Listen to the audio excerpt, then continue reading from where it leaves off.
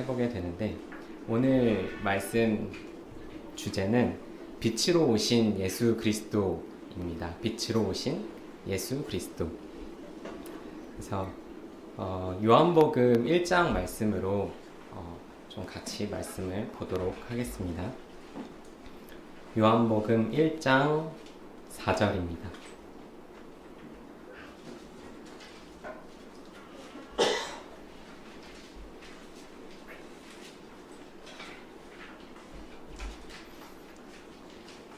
요한복음 1장 4절. 그 안에 생명이 있었으니 이 생명은 사람들의 빛이라. 이 생명은 사람들의 빛이라. 예수 그리스도께서 육신의 몸을 입고 이 세상 가운데 빛으로 오셨습니다. 또 생명의 빛으로 오셨죠. 그래서 주님이 우리의 빛이라는 말씀과 같습니다. 또 이 뒤에 요한복음 8장 12절 말씀도 같이 보도록 하겠습니다. 요한복음 8장 12절입니다. 네, 오늘 말씀이 좀 왔다 갔다 할 텐데, 좀 찾으셔도 되고요. 아니면 그냥 들으셔도 좋겠습니다. 8장 12절. 예수께서 또 말씀하여 이르시되 나는 세상의 빛이니 나를 따르는 자는 어둠에 다니지 아니하고 생명의 빛을 얻으리라. 나는 세상의 빛이다. 나를 따르는 자는 어둠에 다니지 아니할 것이다. 주님을 모시면 우리는 빛 가운데 있고 주님을 떠나면 어둠 가운데 있는, 그러니까 주님께 속했다는 것은 빛에 속했다는 것을 의미하는 것이고, 주를 믿지 않는다는 것은 어둠에 있다는 것을 말씀하는 것이죠.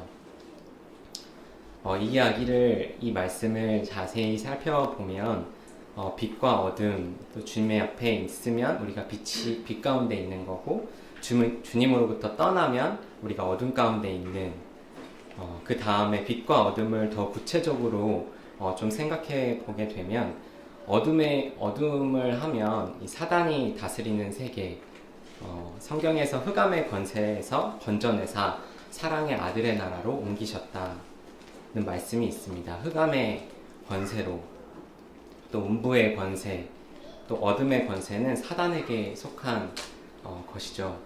그러니까 어둠에 속한다고 하면 단순히 그냥 어두움이 아니라 사단이 다스리는 세계에 있다는 그런 말씀과 같습니다. 이제 예배소서 5장에 보면 너희가 전에는 어둠이었더니 이제는 주 안에서 빛이라. 빛의 자녀들처럼 행하라 라고 합니다. 그래서 여기에 있는 주님이 빛 되셨다고 하는 것은 그런 놀라운 의미가 있는 것이죠. 어둠 가운데 있던 우리에게 빛 가운데 빛으로 오신 예수 그리스도. 다시 요한복음 1장 5절로 또 보게 되면, 그 빛이 어둠에 빛이 돼 어둠이 깨닫지 못했더라 라는 말씀이 있습니다. 다들 아시는 말씀이실 텐데요. 이 생명은 사람들의 빛이다. 근데 빛이 어둠에 비쳤는데 어둠이 이것을 깨닫지 못했더라. 주님이 이 어두운 세상, 사단이 지배하는 그 세상 가운데 있는 우리들에게 또 오셨는데, 빛이 왔는데 이것을 알아보지 못했다고 합니다. 빛이 왔는데 알아보지 못했다. 방에 들어와서 불을 켰는데 이제 불을 킨 줄을 모르는 거죠. 언제 우리는 그런 것을 경험하게 될까요? 어둠 가운데 있던 우리는 빛이 왔는데, 자연스럽게 빛이 오면 어둠이 밝혀지는 게, 물러가는 게 순리인데 왜 그런 걸까요? 이런 걸 생각해 봤을 때 빛이, 해가 중천에 뜬 것처럼 빛이 이렇게 임했는데 이것을 알지 못하고 어둠 가운데 깊은 잠에 빠져 있는 것이죠. 그래서 눈을 감고 있기 때문에, 잠들어 있기 때문에 빛이 와도 우리는 빛이 온지도 모르고 있는 것 같습니다. 오늘날도 마찬가지이죠. 주님이 이렇게 많은 사람들한테 증거하셨고, 또 죽음을 통해서 주를 믿게 되고 또 구원을 받을 수 있도록 생명을 주시려고 이 땅 가운데 오셨는데, 많은 사람들이 이것을 거부하고 또 얼마나 어두운 깊에 빠졌는지 이것을 알아보지 못하고 있습니다. 오늘 태국에 이제 또 가시게 될 텐데 그 가운데서도 이 어둠 가운데 또 빛으로 오신 예수 그리스도를 또 전하는 부분에 있어서 깨닫지 못하는 그들에게 바라보지 못하는 잠들어 있는 그들에게 빛을 비추면 좋겠다는 생각이 듭니다. 그리고 여전히 그 1장 10절에서부터 11절 말씀을 보면은 요한복음 1장 10절에서 11절입니다. 그가 세상에 계셨으며 세상은 그로 말미암아 지은 바 되었으되 세상이 그를 알지 못하였고 자기 땅에 오매 자기 백성이 영접하지 아니하였으나 라고 합니다. 자기 주인을 알아보지 못하는 거죠. 주님이 우리를 지으셨고 우리는 주님의 피조물이 되었고 주님이 하나님이 우리의 소생이나 마찬가지인데 부모와 같은 하나님을 몰라보고 있습니다. 이야기를 해도 받아들이지 못하는 마치 불치병에 걸려있는 잠에서 깨어나지 못하는 그런 상황인 것을 보게 되는데 이런 저희들을 위해서 주님이 빛으로 오셨습니다. 완전히 어둠 가운데 있는, 완전히 타락해 있는 하나님 편에서 그 은혜를 부어주시지 않는다면 어둠 가운데 아무런 희망이 없는 저희들에게 주님이 빛으로 오셨습니다. 그러니까 하나님은 사람을 사랑하셔서 이렇게 오셨는데 사람들은 자기 행위가 악함으로 자기가 스스로가 주인이 돼서 자기 행위를 더 사랑하고 사단이 지배하는 세상을 더 사랑하는 것이죠. 이게 사실 저와 여러분의 상태였습니다. 물론 지금은 영접받으신 분들은 또 빛 가운데 있겠지만 그 전에 주님 오시기 전 우리의 상황이 이렇게 큰 어둠 가운데 타락한 가운데 아무것도 할 수 없는 그런 상황 가운데 있던 것이죠. 요한복음 3장 18절부터 19절 말씀을 보게 되면 그를 믿는 자는 심판을 받지 아니하는 것이요 믿지 아니하는 자는 하나님의 독생자의 이름을 믿지 아니함으로 벌써 심판을 받은 것이니라. 그 정죄는 이것이니 그 빛이 세상에 왔을 때 사람들이 자기 행위가 악함으로 빛보다 어둠을 더 사랑한 것이니라 라고 합니다. 그리스도를 믿는 자들은 심판을 받지 않을 것이다. 그를 믿으면 심판을 받지 않는다 라고 성경에서 말씀하고 있습니다. 참 놀라운 이야기인데 이게 참 잘 안 들리는 게 문제죠. 이게 들려야 되는데 이제 심판을 안 받겠구나. 주님이 십자가를 통해서 나의 모든 죄를 다 지셨구나. 라는 것을 믿고 깨닫고 회개하고 돌이켜야 되는데 이것을 많은 사람들이 그냥 지나치고 있습니다. 그리고 성경에서 말하는 심판을 받는 근거가 하나님의 독생자의 이름을 믿지 아니함으로 심판을 받는 것이라고 합니다. 어떤 살인을 하거나 간음을 하거나 아니면 사기를 쳤거나 이런 죄 때문에 우리가 심판을 받게 되는 것이 아니라 하나님의 아들 그 독생자 예수 그리스도를 믿지 않음으로 인해서 우리가 심판을 받는다고 성경에서는 이야기를 하고 있습니다. 그게 우리의 정죄의 제목이죠. 그래서 우리는 도덕적인 죄 때문에 심판을 받고 지옥에 가는 것이 아니라 예수 그리스도를 믿지 않기 때문에 심판을 받고 지옥에 갈 수밖에 없는 상황이 되는 겁니다. 그러니까 이런 모든 형사적인 형법에 나올 만한 그런 죄들은 주님이 다 짊어지셨습니다. 그리고 이제 나머지 것은 우리가 주님을 받아들이느냐 받아들이지 않느냐, 주님을 믿느냐 믿지 않느냐, 주님을 영접하느냐 영접하지 않느냐, 이것이 문제죠. 이렇게 육신의 몸을 입고 사람들 앞에 섰음에도 불구하고 사람들은 이것을 거부하고 믿지 않습니다. 참 희망이 없는 것을 보게 되는데요. 이런 문제, 참 여러분과 또 제 문제는 하나님 예수 그리스도를 대할 때 이것을 받아들이느냐 받아들이지 않느냐, 빛을 선택하느냐 어둠을 선택하느냐, 또 사랑을 선택하느냐 사랑을 거부하느냐, 이런 문제가 되겠죠. 그래서 참 어려운 문제면서도 참 단순한 문제인 것 같습니다. 다시 요한복음 8장 12절 말씀을 보면 예수께서 또 일러 가라사대 나는 세상의 빛이니 나를 따르는 자는 어둠에 다니지 아니하고 생명의 빛을 얻으리라. 이 빛을 다들 만나셨고 또 충분히 누리고 있으십니까? 또 이제 2023년 한 해가 이제 다 가고 태국 출발이 언제 출발하나 이러고 있었는데 벌써 오늘 출발을 하게 되는데 참 우리가 과연 이런 빛 가운데 누리고 있는지, 빛을 살아내고 있는지 그런 질문을 또 해볼 만한 말씀인 것 같습니다. 다들 또 어두운 시간들이 있었을 것이라고 생각이 됩니다. 우리가 정말 또 어둠이라고 할 만한 그런 시간들이 다들 한 번쯤은 있으셨죠. 저도 마찬가지로 있었습니다. 그리고 여기 성도님들 가운데도 아마 있으셨을 것이라고 생각이 드는데, 또 지금은 다시 그 빛 대신 주님의 은혜 가운데 그런 적이 있었지 하고 이제 다 지나갔어, 주님의 은혜로 나도 다시 살아갈 수 있어 라고 하시는 분들도 계실 거고, 또 여전히 그 죄악 가운데 그 어두운 가운데 거하면서 힘들어 하시는 분들도 있을지 모르겠다 생각이 됩니다.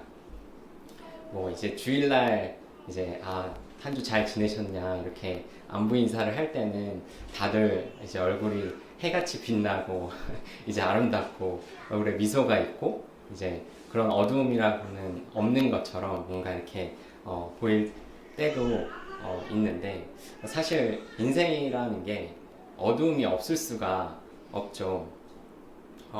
그래서 저도 그런 시간이 있었는데 좀 흑역사라고 부르는 그런 시간들이 있었던 것 같습니다. 그 시간에 저는 빛 가운데 있지 못했던 것 같습니다.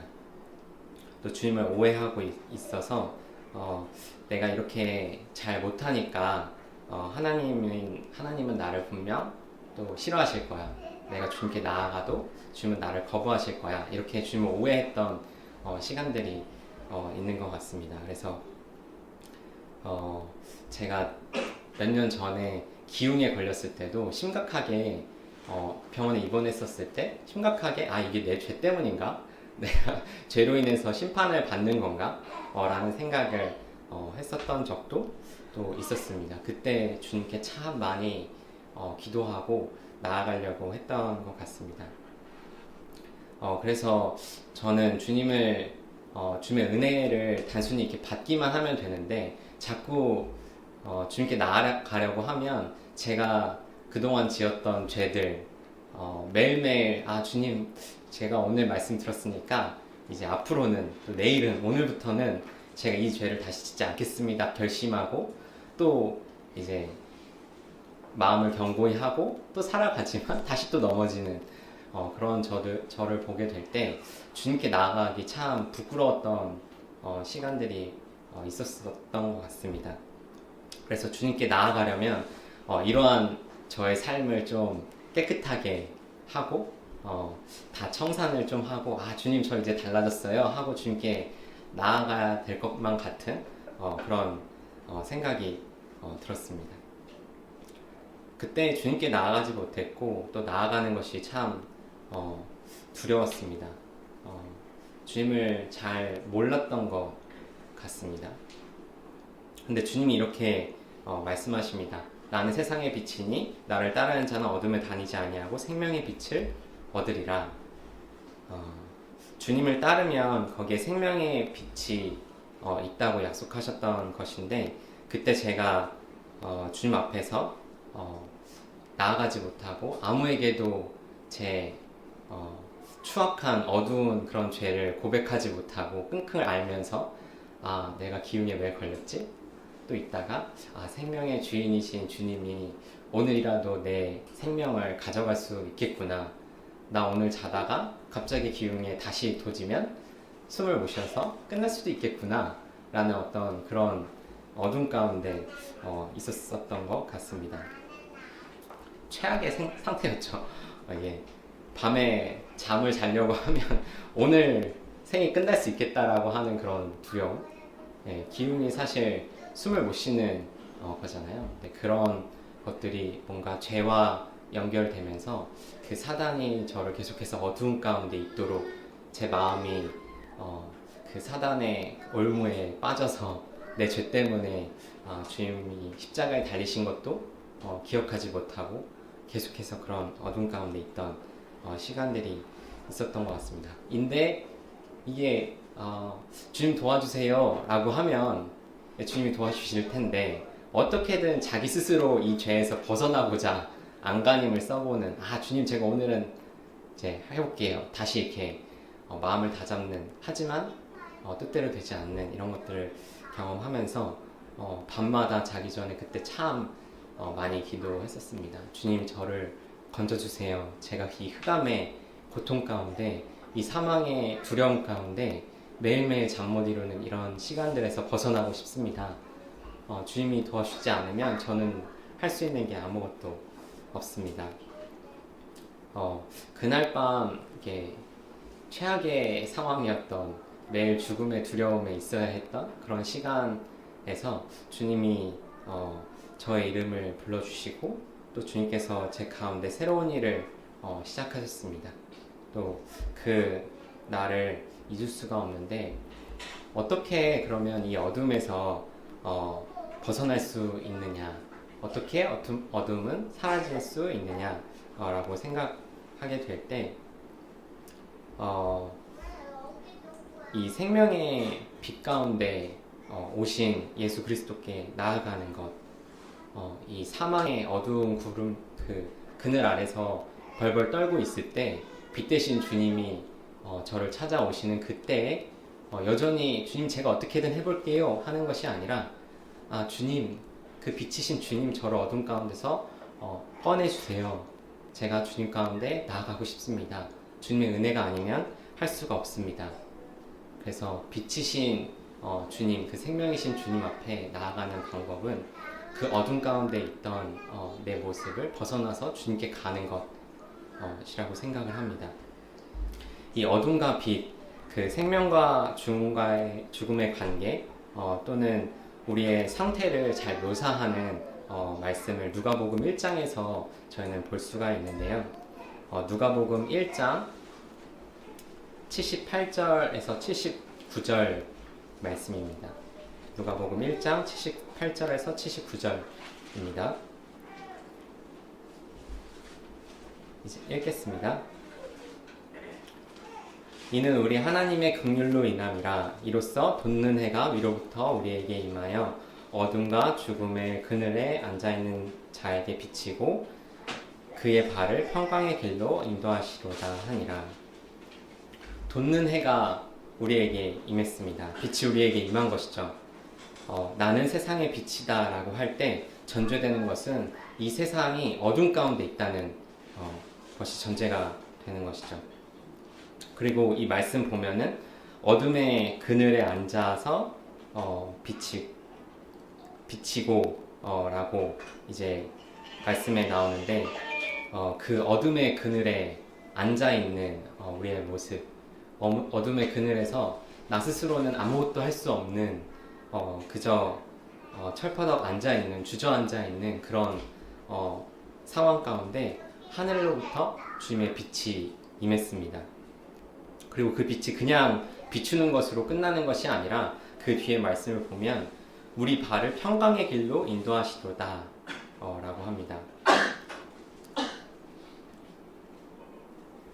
이렇게 죽음의 그늘 아래 내버려져 있는 내팽개쳐져 있는 단순히 그냥 있는 것이 아니라 철퍼덕 이제 있는 세상 한가운데 버려져 있는 이런 저희들에게 주님은 오셔서 또 빛으로 인도하십니다. 평강의 길로 인도하십니다. 이런 어두운 가운데 있던 대표적인 인물을 또 성경에선 볼 수가 있는데요. 요한복음 8장 말씀을 보게 되면 관음하다가 잡혀온 여인이 등장합니다. 요한복음 8장 3절 그 서기관들과 바리새인들이 음행 중에 잡힌 여자를 끌고 와서 우리 가운데 세우고 간음 중에 잡힌 여자가 이제 옵니다. 이 간음하다가 잡힌 여자 이것이 누구일까요? 다름 아닌 우리 아닙니까? 그 어둠 가운데 그 죄 가운데 단순히 잡히지 않았을 아직 사람들 앞에 공개돼서 공개 처형을 당하지 않았을 뿐이지 여전히 죄 가운데 우리는 그 사망의 그들 아래 있던 우리였습니다. 그런 간음하다 잡힌 여자가 여기에 등장합니다. 상황을 보면 되게 험악한 상황이죠. 그 사람들이 삥 이렇게 둘러서 있습니다. 그리고 그 가운데 간음한 여자가 서 있죠. 이 간음한 여인을 한번 생각해 보시면 그 간음을 하다가 붙잡혀 온 거잖아요. 그러니까 옷이나 제대로 걸쳤을지 또 어디에 끌려오다가 어디에 맞진 않았는지 그런 생각이 있습니다. 그리고 그 둘러싸여 있던 건장한 이 남성들이 한 손에는 짱돌을 들고 이제는 그 여인을 죽이려고 대기를 하는 으르렁거리는 그런 위협적인 상황인 거죠. 마치 스데반이 순교했을 때에 그랬던 것처럼 살기 등등했던 유대인들의 모습과 같이 이 순간이 되게 위험한 그런 상황입니다. 그런 자리에 예수 그리스도께서 함께 있으셨습니다. 물론 예수 그리스도를 데려다가 이제 모세는 율법에 돌로 치라고 했는데 당신은 어떻게 할 것이냐 이렇게 시험을 하는 부분이 있었지만 어쨌든 그 자리에 예수 그리스도께서 계셨죠. 그 주위에는 아무도 없었습니다. 심지어 간음하다가 붙잡혀온 여인이 있는데 간음을 했으면 어떤 사랑을 나눴던 사람이 남자분이 또 있었을 거잖아요. 근데 그 남자도 성경에서는 보이지 않습니다. 홀로 그 죽음의 그늘 앞에서 서 있어야 하는 아무것도 할 수 없는 그런 상황인 거죠. 그 자리에 우리 주님이 계셨습니다. 주님이 우리 가장 어두운 그 순간 죽음의 그늘 아래 사망의 그늘 아래 있던 그 순간에 주님이 함께 계셨습니다. 시편 139편에 보면 이런 말씀이 나오는데요. 시편 139편 11절에서 12절 말씀입니다. 제가 시간 관계상 읽겠습니다. 내가 혹시 말하기를 흑암이 반드시 나를 덮고 나를 두른 빛은 밤이 되리라 할지라도 주에게서는 흑암이 숨기지 못하며 밤이 낮과 같이 비추나니 주께서는 흑암과 빛이 같은 이니이다. 이렇게 말할 수 있는 상황이었던 거죠. 나는 흑암이 나를 덮고 흑암이 이제 나를 덮었어. 그리고 나를 두르던 빛은 밤이 됐어. 나를 비췄던 이제 밤이 됐고 나는 이제 밤이야. 나한텐 빛이 없어. 나는 어두움 가운데 있었어. 흑암이 완전히 나를 사로잡았어. 이런 순간에 주님께서는 흑암이 숨기지 못하고 밤이 낮과 같이 비춘다고 또 그 자리에 함께 있으십니다. 이런 주님을 또 생각하게 될 때 우리가 가장 어두웠던 그 순간에 주님은 우리와 함께 계신다는 것을 알 수 있습니다. 더 이어서 시편 139편 7절에서 8절 좀 뒤로 가서 보게 되면 내가 주의 영을 떠나 어디로 가며 주의 앞에서 어디로 피하리이까? 내가 하늘에 올라갈지라도 거기 계시며 수월에 내 자리를 펼지라도 거기 계시나이다. 어디에도 계신 주님, 하늘로 올라갈지라도 거기 계시고 수울에 내 자리를 펼지라도 거기 계시는 주님. 이렇게 주님은 저희와 함께 계시고 또 먼저 우리를 찾아오시는 분이라는 것을 우리는 알고 있습니다. 다들 짱돌로 이제 여자를 죽일 수 있는 그런 태세였습니다. 그런 가운데 이런 빛이신 어둠 가운데 빛으로 오시는 주님이 말씀하시죠. 요한복음 8장 7절에 보면 그들이 묻기를 맞지 아니하는지라 이에 일어나 이르시되 너희 중에 죄 없는 자가 먼저 돌로 치라 하시고 너희 중에 죄 없는 자가 먼저 돌로 치라 하시고 그리고 또 뒤에 8장 9절 요한복음 8장 9절을 보면 그들이 이 말씀을 듣고 양심의 가책을 느껴 어른으로 시작하여 젊은이까지 하나씩 하나씩 나가고 오직 예수와 그 가운데 섰는 여자만 남았더라 라고 합니다. 아주 흥미로운 장면인 것 같습니다. 예수님이 말씀하셨죠. 너희 중에 죄 없는 자가 먼저 돌로 치라. 빛이신 하나님의 입으로부터 이 진리의 말씀이 증거가 되었습니다. 그 결과가 이제 9절에 나오는 것처럼 거기 있던 어둠의 사람들이 이제 죽이려고 하는 어둠의 사람들, 죽음의 사람들이죠. 이 사망의 사람들, 이런 사람들이 어른으로 시작하여 젊은이까지 하나씩 하나씩 나갑니다. 주님의 빛이 그곳에 임하고 주님의 말씀이 너희가 죄 없는 자가 먼저 돌로 치라라고 하시는 그 진리의 말씀이 임했을 때 그 사망의 그늘에서 이제 죽이려고 하는 많은 사람들이 양심의 가책을 느끼고 어른부터 아이들까지 하나씩 하나씩 그 자리를 떠나가는 것을 보게 됩니다. 마치 빛이 임했을 때 그 빛을 통해서 어둠이 천천히 그 길을 밝히는 것처럼 주님이 오셨을 때 이러한 상황이 되는 거죠.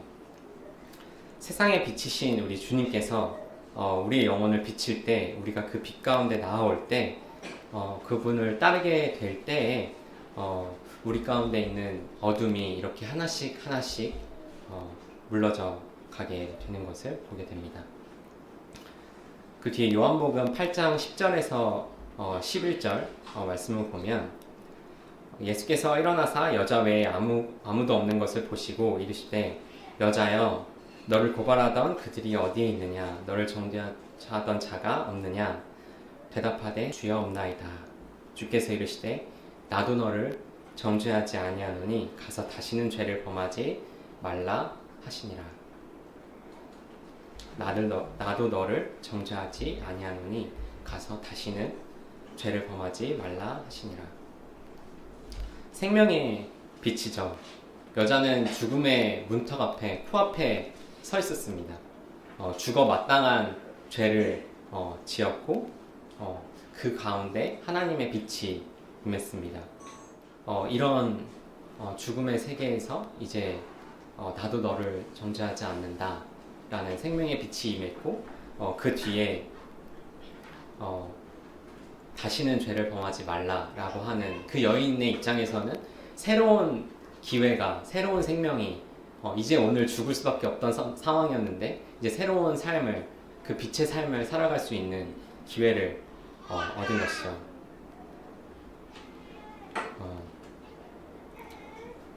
우리가 그 여인과 같지 않습니까? 사망의 그늘 아래 아무것도 스스로를 구원할 수 없는 그저 사단들의 그 권세 아래 죽음의 그늘 아래 바들바들 떨고 있던 우리들을 위해서 예수 그리스도께서 친히 자기의 육신의 몸을 입고 이 세상 가운데 빛으로 오셨습니다. 그 생명의 빛이시죠. 그리고 십자가에서 그 죄를 대신 다 짊어지시고 우리를 이제 아들 삼아 주시는 세상의 어둠의 그늘 사단이 다스리는 세계가 아니라 주님의 나라로 하나님 아들의 나라로 저희를 옮기셨습니다. 하나님의 생명이 충만한 이러한 하나님의 몸된 교회로 모여있는 이유가 이 몸이 아니고서는 우리가 이 생명을 누릴 수 없기 때문에 있지 않습니까? 그래서 저희가 이 교회 가운데 이 생명 하나님의 빛을 늘 누리는 매주 누리는 것이 참 은혜이다라는 생각이 됩니다. 이렇게 그 여인에게 새로운 삶이 펼쳐지게 되는데 이러한 생명의 빛을 통해 우리가 새로운 기회를 생명의 삶을 살 수 있는 이 기회에 대해서 이 진리에 대해서 로마서 8장에서는 또 비슷하게 이야기를 하고 있습니다. 로마서 7장부터 먼저 보게 되면 로마서 7장 14절에 보면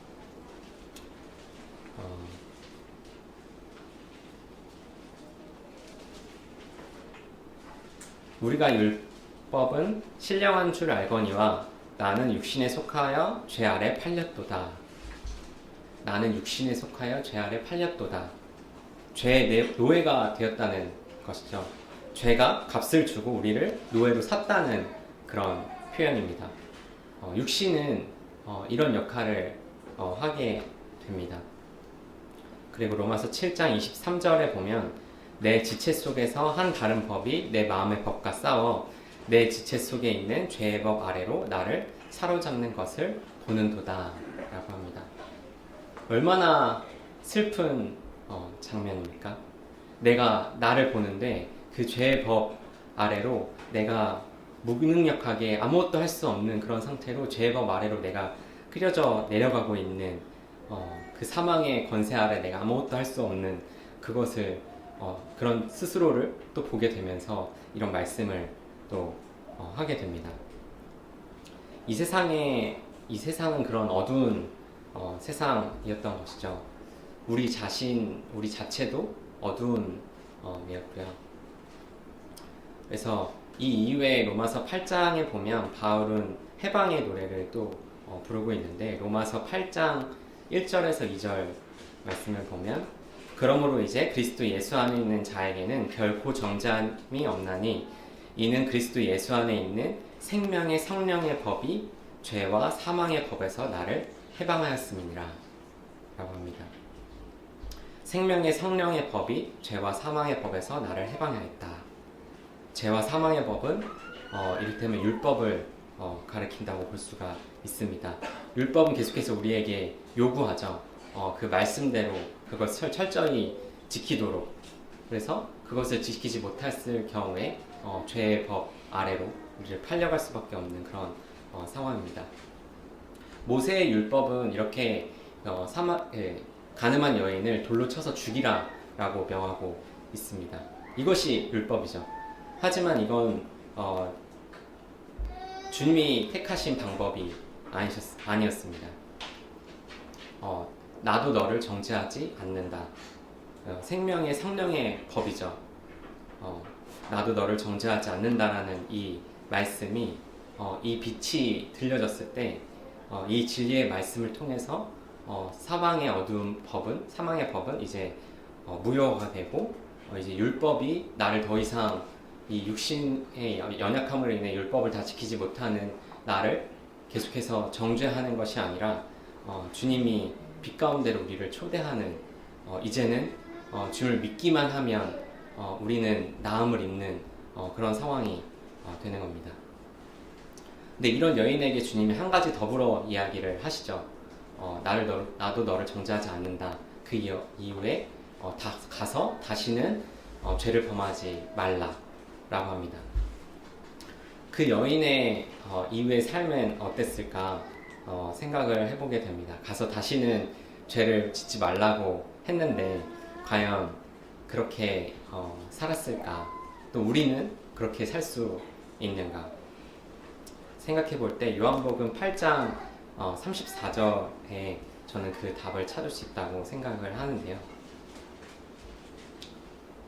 요한복음 8장 34절을 먼저 보면 예수께서 대답하시되 진실로 진실로 너희에게 이르노니 죄를 범하는 자마다 죄의 종이라. 이스라엘 사람들은 우리는 죄의 종이 우리는 죄인이 아니다. 종이 된 적 없다. 라고 합니다. 하지만 주님은 너희들은 죄의 종이다. 너희들은 스스로를 자유자라고 우리는 죄가 없다고 이야기하지만 너희들은 죄의 종이야. 너희는 죄의 종이고 그래서 이 뒤에 나오는 영원한 집에 거하지 못해. 요한복음 8장 35절 보면 종은 영원히 집에 거하지 못하되 아들은 영원히 거하나니 너희는 이 생명의 나라에 올 수 없어. 이 빛의 나라로 올 수가 없어. 너희는 어둠 가운데 있어. 주님이 이렇게 말씀하시는 겁니다. 그럼 어떻게 이 어둠 가운데서 이 죄로부터 자유할 수 있는 것인가? 어떻게 생명의 성령의 법이 우리를 해방했던 그 어떤 거듭나는 그런 새로운 생명을 계속 살아갈 수 있는 것인가? 온전하게 유지될 수 있는 것인가?를 생각해 보게 되는데 요한복음 8장 31절을 보면 그러므로 예수께서 자기를 믿는 유대인들에게 이르시되 너희가 내 말에 거하면 참으로 내 제자가 되고 진리를 알지니 진리가 너희를 자유케 하리라. 너희가 내 말에 거하면 참 내 제자가 되고 진리를 알지니 진리가 너희를 자유케 하리라. 이 가늠하다가 잡힌 여인은 이것을 막 경험했습니다. 진리가 그 영혼에 들려졌고 빛이 그 영혼 가운데 비춰졌습니다. 자유의 세계, 이제는 죄와 사망의 세계가 아니라 자유의 세계를 이제 경험하게 되는 것이죠. 어떻게 하냐? 어떻게 그럴 수가 있느냐? 성경에서는 너희가 내 말에 거하면 이렇게 될 수 있다고 이야기를 합니다. 하나의 조건이 있는 것입니다. 자유의 세계에 진입했지만 이 생명의 빛을 소유하고 있지만 그 생명의 빛이 우리 가운데 역사하고 있지만 이것을 한 번만 딱 경험하는 것이 아니라 이 너희가 내 말에 거하면 이라는 말은 너희가 나의 말을 한 번만 믿으면이 아니라 너희가 내 말에 계속 거하면 이라는 전제가 있는 것이죠. 그래서 이렇게 주님의 말씀에 계속 거하게 되는 삶, 주님의 말씀에 계속 거할 때 이 생명의 빛이 우리로부터 그 어둠을 물리치는 것이죠. 어둠으로부터 자유케 하는 우리를 빛 가운데 그런 놀라운 힘으로 우리를 역사하시는 그 말씀을 또 그 뒤에 로마서에서 볼 수가 있습니다. 로마서 8장 13절에서 14절 제가 바로 그냥 읽겠습니다. 너희가 육신대로 살면 반드시 죽을 것이로되 영으로서 몸의 행실을 죽이면 살리니 무릇 하나님의 영으로 인담을 받은 사람은 곧 하나님의 아들이라. 영으로서 몸의 행실을 죽이면 산다고 합니다. 그리고 영으로서 몸의 행실을 죽이는 것, 이것이 뭐냐라고 생각했을 때 이 성령, 영으로서 몸의 행실을 죽일 수 있는 이 성령을 통해 이룰 수 있는데 그럼 이 성령은 무엇이냐 라고 할 때 로마서 그 뒤에 8장 15절에 보면은 너희는 다시 무서워하는 종의 영을 받지 아니하고 양자의 영을 받았으므로 우리가 아빠 아버지라 부르짖느니라. 제가 바라보기에는 우리가 주님의 말씀에 거하게 될 때 우리를 자유하게 하는 진리는 바로 이 성령께서 우리에게 하시는 증거, 이 진리인데요. 너희는 하나님의 자녀다. 하나님을 아빠, 아버지라고 부를 수 있는 너희는 하나님의 자녀다. 라고 하는 것입니다. 육신으로 매일매일 죄 가운데 그 연약함을 스스로 볼 수밖에 없는 주님의 빛으로 영접했지만 때때로 그 어둠의 그 권세 아래 흔들리는 그런 모습을 보게 될 때 우리는 우리 스스로의 죄를 벗어나기 위해 안간힘을 쓰고 투두리스트를 정하고 아니면 결심을 하고 결단을 하고 나아갈 수 있는 것이 아닙니다. 하나님의 말씀에 거하면 그 말씀, 그 성령이 인도하시는 그 진리의 말씀이 바로 너희는 나의 아들이라 라는 말씀입니다. 우리의 이런 그리스도인의 정체성, 빛의 자녀라는 것이 우리를 계속해서 빛될 수 있도록 하시는 것이죠. 그리고 우리를 이제 사망의 그늘 그 아래에서 앉아서 벌벌 떨고 있는 것이 아니라 아들의 나라로 성경에서는 옮겼다고 합니다. 골로새서 1장 13절에서 14절 말씀입니다. 그가 우리를 흑암의 권세에서 건져내사 그의 사랑의 아들의 나라로 옮기셨으니 그 아들 안에서 우리가 속량 곧 죄사함을 얻었도다. 그 흑암의 권세에서 우리를 건져내서 사랑의 아들의 나라로 옮겼다고 하십니다. 그 사랑의 아들의 나라, 그 내가 사랑하는 아들의 나라이기도 하지만 사랑의 나라이기도 합니다. 주님이 이제 사망의 그늘 아래 있는 것이 아니라 우리로 사랑의 나라, 하나님의 아들, 독생자 예수 그리스도의 그 나라, 사랑이 풍성한 나라, 사망의 권세가 더 이상 그 사랑을 끊을 수 없는, 그 어떤 것들도 끊을 수 없는 그 사랑의 나라로 저희를 옮기셨다고 합니다. 이런 말씀을 또 보게 될 때에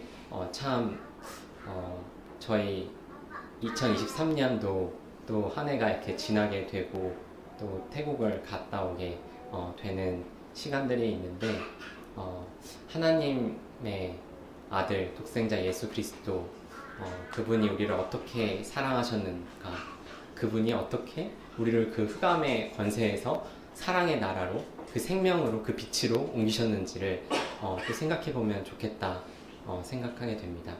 그리고 우리가 그 빛으로 나아갈 수 있는 방법은 우리 스스로 안간힘을 써서 되는 것이 아니라 하나님 저를 도와주세요. 저는 지금 사망의 그늘 아래 벌벌 떨고 있습니다. 제 힘으로는 이 사망의 어둠에서 벗어날 수가 없습니다. 빛의 자녀로 주님 말씀하시는 그 빛의 그 사랑의 나라로 제가 거하기를 원합니다. 이 말씀을 또 대하게 되면서 제가 또 한 해를 돌아보게 될 때 나는 얼마나 그 빛 가운데 그 사랑 가운데 거했을까를 생각해 보게 됩니다. 이러한 주님의 사랑, 이 빛을 오늘 또 출발하시는 그 태국에 가서도 밝히 전하고 그리스도의 사랑이 죄로부터 어두운 가운데 털썩 주저앉아 있는 그런 사람들에게 빛으로 또 생명으로 전해지기를 바랍니다. 그리고 또한 저희가 이렇게 모이는 동대문 교회에서도 늘 새로운 생명의 빛이 비춰지기를 바랍니다. 네, 감사합니다. 말씀 여기까지 하고 기도하고 마치도록 하겠습니다.